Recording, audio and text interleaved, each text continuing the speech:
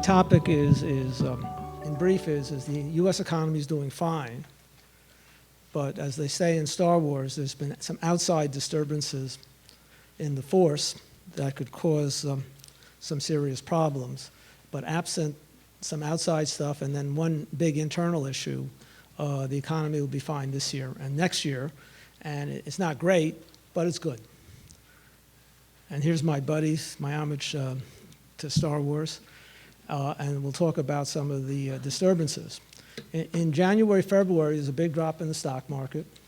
People started talking recessions around the corner. I was getting calls from friends of mine. I was getting calls from the press. And my comment then was this was more a stock market event rather than an economic event, which so far has proved out correctly. One, there was fears of a U.S. recession. There was big worries about what's going on in China. They're still there. Worried about European stagnation, still there, but not as bad. Worries about a European banking crisis, and I'll show a slide about on that. That's still potentially there, but there's less worries right now. Oil crashed to close to $25 a barrel, well below the low in 2009, early 2009, where oil was around $33, $34 a barrel at the lowest. And that leads to all kinds of bankruptcies in oil patch and causes all kinds of issues internationally with countries like Venezuela and Nigeria. And then you also have unsettled U.S. politics, where and that continues, where there are two major candidates, both of whom want to blow up the international trading system. That may, in the long run, might be, some people might like that, but the short run, the transition is going to be pretty awful on that, and that still remains unsettled, but there may be a little less concern this morning than there was yesterday. My main themes is that the stock market drop was just a scare. We think the economy will grow around a 2.5% to 3% pace. It's a little lower than what we had it 3 months ago. We thought it'd be at a 3% pace, but call it 2.5% to 3%. The unemployment rate is probably on the road to 4.5%, which is pretty good. Inflation is on the rise, and we're going to go towards 2+%, and I'll show you some evidence. By some measures, we're already there. So the Federal Reserve trying to raise inflation, they actually might succeed. Disturbances could come from abroad and domestic politics. And we think the Fed's going to raise rates slowly, but there may be a risk they may be a little bit behind, despite what Janet Yellen said the other day, and I'll go into that on that. So that's sort of the theme. This is a stock market drop. We had one in August, and then we had one in January, February. We've since came back. But also one of the things you notice is stocks have gone nowhere. If you just close your eyes from a year ago and then to today, is stocks are essentially flat. And I think there's worries about a big profit squeeze in the U.S. economy. And part of that's for a good reason, and the good reason is that wages are going up, and I'll show you a slide on that. And here's what I call sort of the poster child for the European banking crisis. This is the stock price of Deutsche Bank, largest bank in Germany. Stock was once 125 pre-crisis. It went down to around $20-something during the crisis. It's below that now. There aren't any major U.S. banks below the crisis lows. On that, so Deutsche Bank is now trading below where they were at the worst of 2008, 2009, where we thought the whole global financial system was melting down. And the reason for that is that despite all the populist furor about what TARP did and what we'd try to do to fix the banks, in the United States we actually did fix the banks, and global capital at the U.S. banks are double or triple relative to assets what it was in 2008 and 2009. So our banking system domestically is in great shape. Europe did not fix the banks, because basically they had phony stress tests, not real stress tests, and the European banks are in desperate need of much more capital, and the stock market is reflecting that, and they use that Deutsche Bank as the poster child because it's the biggest bank in Germany, and Germany presumably has the best economy in Europe, and that was a real concern, and that stock has been cut in half if you look at in the past 6 months or so. So that's the concern, and that concern remains. Now, the other thing is what people worried about the market, the economy, is we're in the midst of a big inventory correction. Earlier in 2015, we were building inventories over $100 billion a quarter at an annual rate.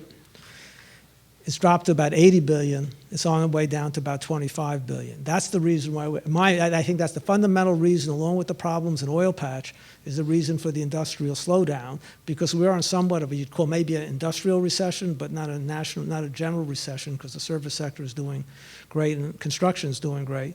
And we still have a couple more quarters to work through this inventory correction. So our sense is once that ends is the economy will begin to pick up. Because to just give you an example with arithmetic, when you go from $80 billion in the fourth quarter down to, say, $20 billion to keep the numbers round, that takes $60 billion off GDP.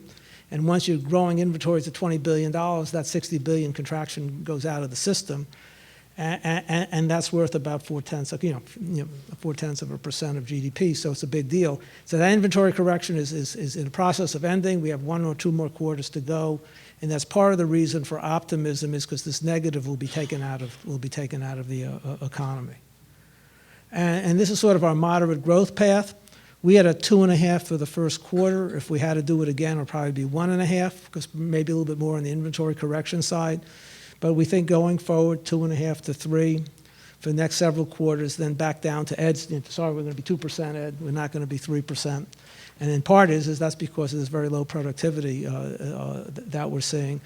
But we'll be 2.5 to 3, I think, for the rest of the year, which is good, especially where we're operating right now with very close at full employment or close to full employment. Depends how you want to measure it.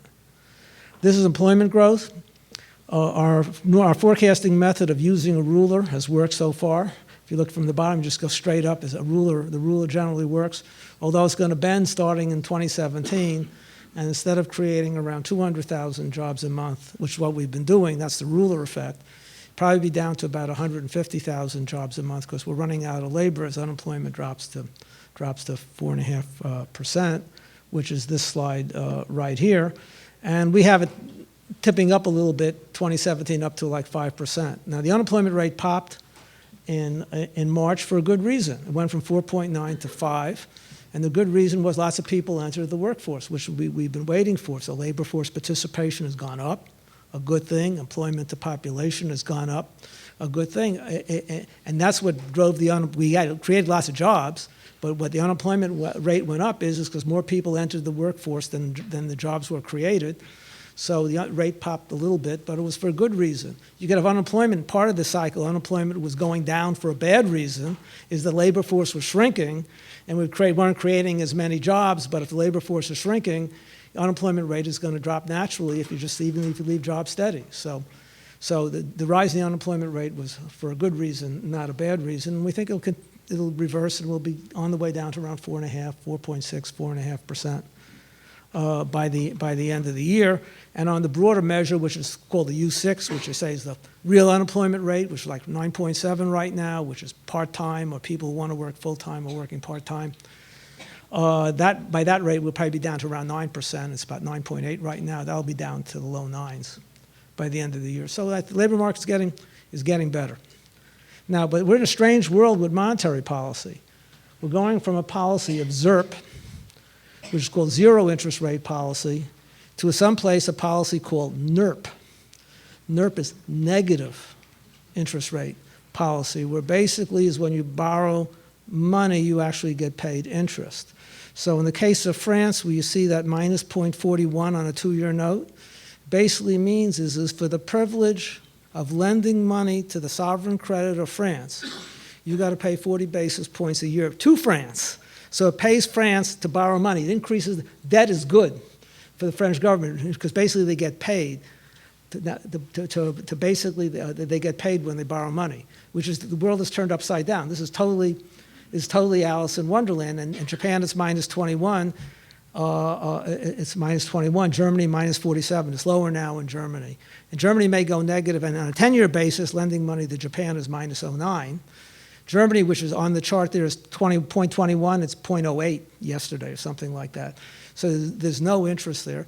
There's no economic textbook written prior to 2015 which said is this negative interest rate world.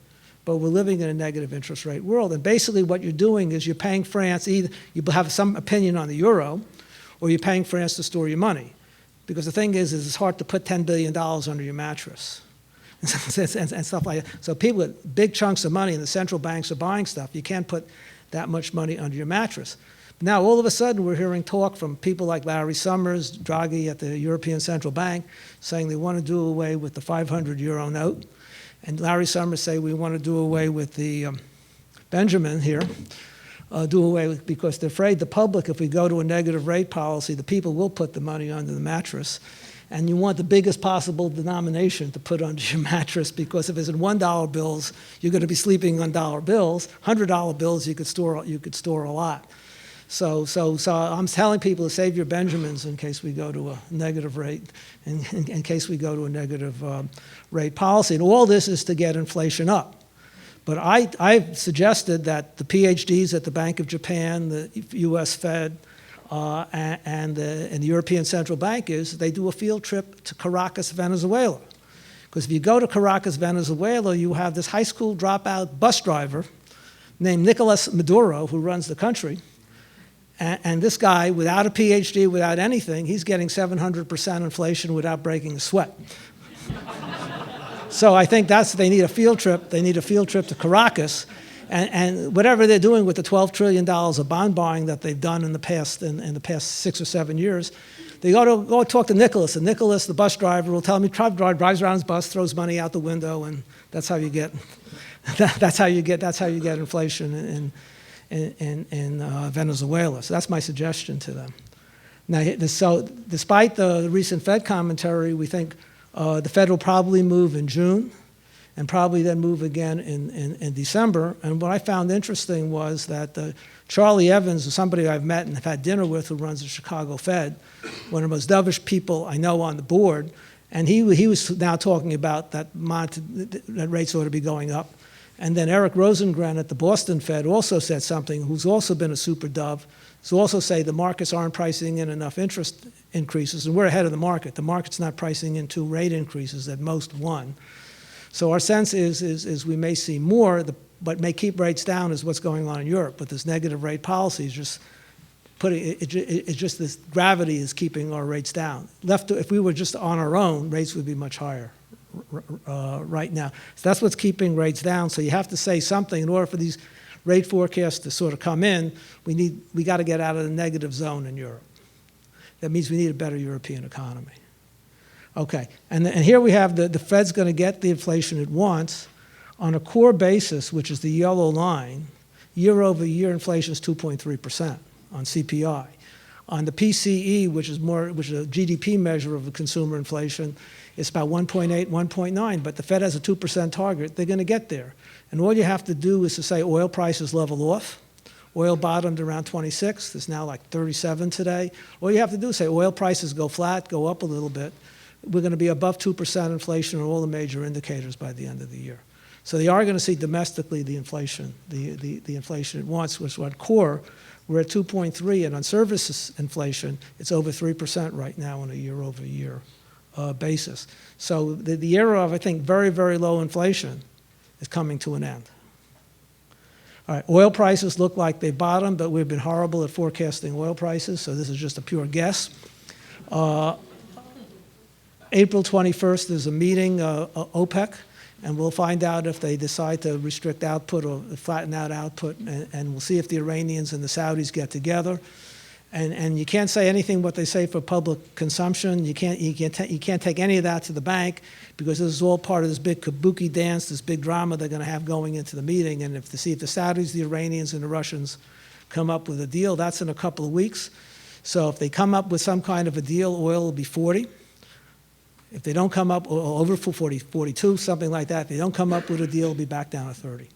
And you flip a coin. Our sense is they make a deal because the pain is too great in those countries, but that's a 55-45 call. It's not an 80-20.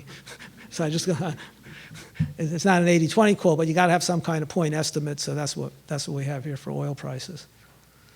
And the other thing is going on that wages are and will continue to rise. We're year over year in total compensation up around 3%. And I think that's going to be 4% because the labor markets are tightening. I mean, the minimum wage increases that here and in New York may add a little extra impetus to it, but that's really small in the grand scheme of things. But for the overall economy, it looks like there's real upward pressure on wages. And anecdotally, it looks like the official data is lagging what's really going on in the marketplace. Now, I don't know whether you've gotten raises recently or not. I mean, we'll find out. But anecdotally, looks like wages are going up faster than what's in the official data. And this is the official data. This is total comp, so it includes healthcare, employee contributions for healthcare. So that goes faster than paycheck wages. Okay, we're talking total compensation wages.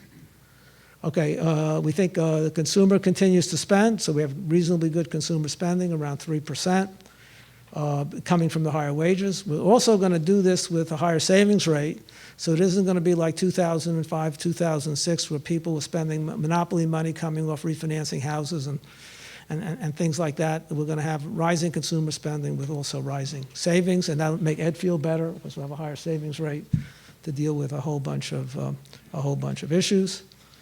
And also the housing recovery continues, but not as fast as we thought, because single family is lagging from what we thought. And the builders aren't shifting as fast to entry-level product as we thought they would, but they are beginning to do that. So we thought we'd get 1,400,000 housing starts this year. It'll be 1,400,000 next year. So we're going to be less. It'll be a little slower than what we thought, but it continues to be on an upward pace. Modest growth in equipment spending, not great, but it's not good. We don't see a contraction. And here's the real drama. This is This is investment in mining and wells. 98% of that is oil drilling related, oil and gas drilling related. This is a sector that's gone from about 135 billion down to below 60 billion in about a year. That is, yeah, so that's basically taken $70 billion out of the economy, 0.5% of GDP, boom, gone, all doing to oil and gas related drilling. This sector at its peak was bigger than commercial construction, which is office buildings, shopping centers, warehouses, hotels, all that stuff. Oil and gas drilling, bigger. It concentrated in a few places. It was a huge sector. We have that flattening out. Now, if oil prices continue to fall, it'll drop some more. But the thing is one thing I guarantee you, we're not going to drop $70 billion from here because we're only at 55, 60 billion now. The most we could go is to zero. So the most of this, by definition, is now behind us. So the big contractionary force coming from this collapse in spending is about over. And offsetting that is we're going to have an increase in commercial construction. And if you drive around LA, you sort of see it. And the other thing going on is the huge mega expense that we're seeing in the two local shopping centers here, Beverly Center, $500 million is going into that. Century City, $800 million is going into that. West Side Pavilion on Pico and Wilshire, they're talking about opening that, so that'll be $300 million going. So it'll be huge. It may not be in new projects, but huge redevelopment spending is taking place. And you go downtown, you see all the cranes. Downtown, so commercial construction is in good shape, and that's going to offsetting some of this decline in oil spending. The big risk in the economy are exports, and export risks come from one, weak growth abroad or negative growth abroad, and the other thing is protectionist sentiment in the United States. We're turning inward, and you have Donald Trump who's talking about a 45% tariff on Chinese goods. You have Bernie Sanders talking about rewriting NAFTA, undoing Canada, our trade agreement with Canada and Mexico. Now, who knows, right or wrong in the long run, who knows, but in the short run, it's going to be really messy, and exports are going to have a big negative on that side, because if we don't take imports, it means the other side isn't going to take our exports, and exports will crater in that environment. And that, to us, is one of the real risks domestically. Government is increasing on the government side. The 2% we have for 2016 is the end of the sequester for 1 year. Congress has spent.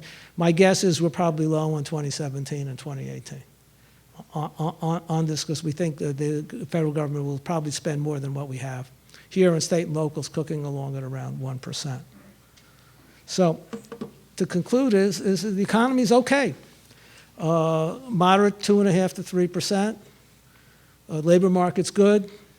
Inflation is going to be a little higher than what people thought, but real wages will be up, because if we have wages at 4%, and if inflation is at 2.5%, that's still 1.5% real wages, so people are a little ahead of the game. The Fed's on track to raise modestly. If we have risk, the risk in the economy is coming from outside the United States. And I don't know what's going to happen in China, and I don't really know how Europe is going to work out. But we're just assuming that China, Brazil, Europe sort of muddles through kind of thing. Exports sort of hold up. And whatever the rhetoric of the campaign is, in 2017, we're assuming the policies of either Bernie Sanders, the policies, I'm not saying the candidates, the policies of Bernie Sanders or Donald Trump will not be implemented in 2017.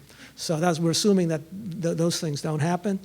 But just in case, save your Benjamins, in case they go inert. You got to keep those Benjamins. And as they say in Star Wars, may the Force be with you.